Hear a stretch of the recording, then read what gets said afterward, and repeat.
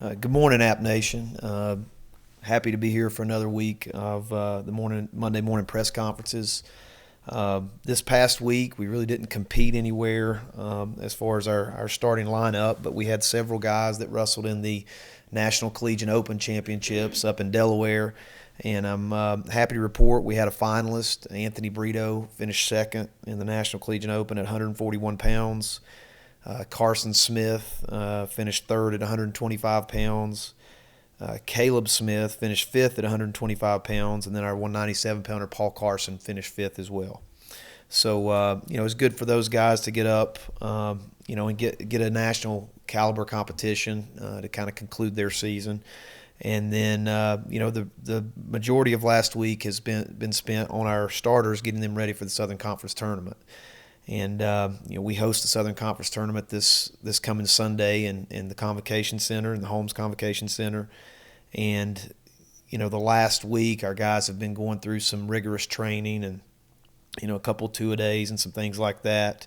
But now we're entering into the taper phase, and our guys had some soft tissue work done yesterday, and a couple of days to recover. And then we'll taper into this week. So our guys will be feeling great and, hopefully peaked and ready to perform at their very best coming this Sunday. So we're excited to host the tournament again this year in Boone. Obviously, we have a strong advantage, I feel like, with our home crowd and that kind of thing. And I think our guys are hungry. They're motivated. We really want to try to win that conference tournament and, qualify as many spots to the national tournament in Minneapolis as we can. This team is young and motivated, and I'm really excited about the opportunities that lie ahead for us this coming weekend. So with that, any further, I'll open it up for some questions. So, Coach, you guys had 6 wrestlers ranked in the top 33. What do you think that says about your team? Obviously, I'm very proud. I think it speaks to the level, the talent level of some of the guys on our team, but it also speaks to the balance. And that's the one thing that's been maybe a little bit of a surprise this year. I mean, we didn't know kind of what we had when the season started, and so if you had told me in November we were going to have 6 guys in the national rankings, I'd have been like, yeah, that sounds great. And so I'm happy. Obviously the only thing that matters to me now is my sights moving forward. Those rankings are great, but we really want to qualify guys to the NCAA tournament in Minneapolis. That's the main goal. And so we just got to be able to step out and perform. And, I think we're capable of taking more than 6 guys to the national tournament. So that's the goal. And with the conference championships coming up, do you feel really confident in your guys being able to compete with the best of them? I know you guys had that one loss against Campbell earlier this year, but do you guys feel like you're more ready than ever to take on whoever comes your way? Yeah, absolutely. And I think the one thing about this team that they have grown this year, and I think maybe they have a little bit more confidence in themselves. From the start of the year, we had a lot of young new faces in our lineup, and some of those guys have really just kind of come into their own, and obviously winning helps produce a lot of confidence, and they've had some success this year. So I think that they're more confident and maybe ready than they've ever been. And I also think the loss at Campbell in that dual meet was something that motivated them, and I think they feel like that we can win the tournament, and that I think that we're ready. I'm very confident in this team. I've said it many times in interviews and things this year. This is one of the best teams I've ever had as far as culture. We've got a great culture and a great group of guys. And if I'm going to battle with any team this weekend, I'm very comfortable coaching the team I'm coaching. Coach, we got a question about some of the first-year starters, which make up about roughly half your lineup, of just what it'll be like for them. First tournament experience and just what you've seen out of them this year?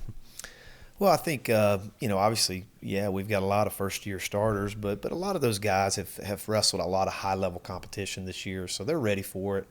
And the way we prepare our guys, we don't change anything up, or we don't try to distinguish between big competitions and little competitions. Like, they're all important to us. We want to win them all. And so hopefully in our preparation, those young guys will feel like it's just another day.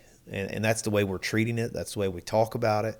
I think they're going to feel better than they ever have this weekend, and hopefully, be more confident and well prepared But I don't want them, making this any bigger than any other competition they've had all year. I think if they just stay consistent in their preparation, consistent in their performance, I expect us to have a really good weekend this coming Sunday. With the way that the SoCon tournament kind of sets up for the NCAAs, and there's RPI rankings, coaches panel rankings, allocations, can you just shed a little bit of light for maybe those who don't know just kind of how that all plays into what qualifies for the NCAAs? Yeah. So last Thursday, the NCAA released the pre-qualifications for the national tournament. And there's 10 weight classes in Division I wrestling, and in each of those 10 weight classes, 33 individual wrestlers qualify for the national championships in Minneapolis.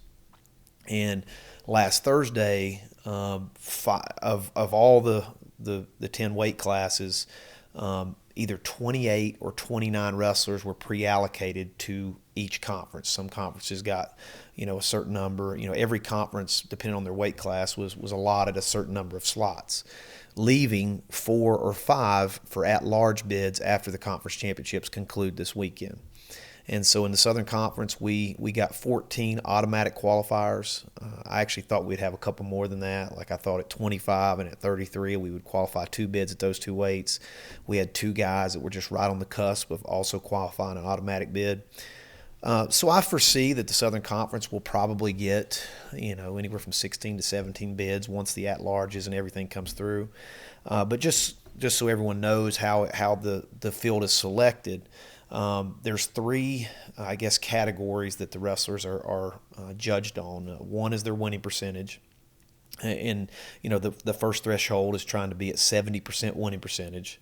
The second threshold is the coaches ranking, and all the coaches around the country do a coaches ranking for each weight class. And if you're in the top 29, that qualifies that standard. And then the third standard is RPI. And it's got 3 parts to it. It's your winning percentage is 25% of that, your opponent's winning percentage is 50% of that, and then your opponent's winning percentage is the other 25%. And so if you're the top 29 in the RPI, then that qualifies that prong. And if you qualify if you're 29 or above or 29 or below in the coaches or the RPI and 70% or 2 of the 3, then you qualify a bid for your conference. And so that's kind of in a nutshell how it all works and how conferences are allotted those first automatic bids.